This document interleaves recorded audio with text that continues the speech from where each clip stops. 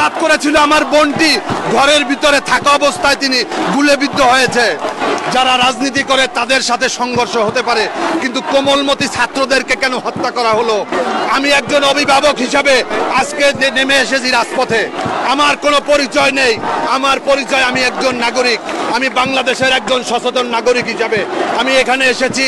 আমাকে কেউ দাওয়াত দেয়নি, আমাকে কেউ আসতে বলেনি, আমি নিজের বিবেকের কাছে প্রশ্ন রেখে আজকে এসেছি।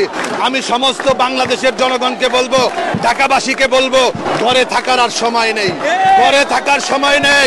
আজকে এই শেখ হাসিনা যতদিন ক্ষমতায় থাকবে ততদিন আমাদেরকে দুকে দুকে মরতে হবে। আজকে ছাত্র সমাজ জেগেছে, আজকে যুবক সমাজ জেগেছে, শ্রমিকরা জেগেছে, শিক্ষকরা জেগেছে, অভিভাবকরা জেগেছে।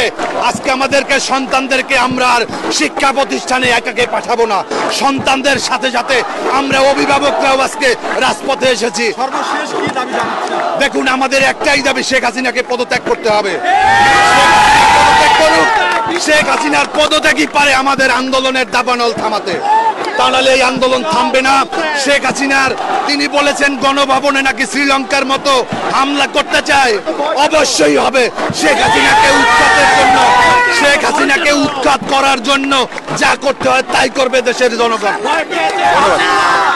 দর্শক, আমরা কথা বলার চেষ্টা করেছিলাম একজনের সঙ্গে, তিনি কিন্তু আমাদেরকে জানাচ্ছিলেন যে এই আন্দোলনের যে প্রতিক্রিয়া, আন্দোলনের যে রূপ, আন্দোলনের যে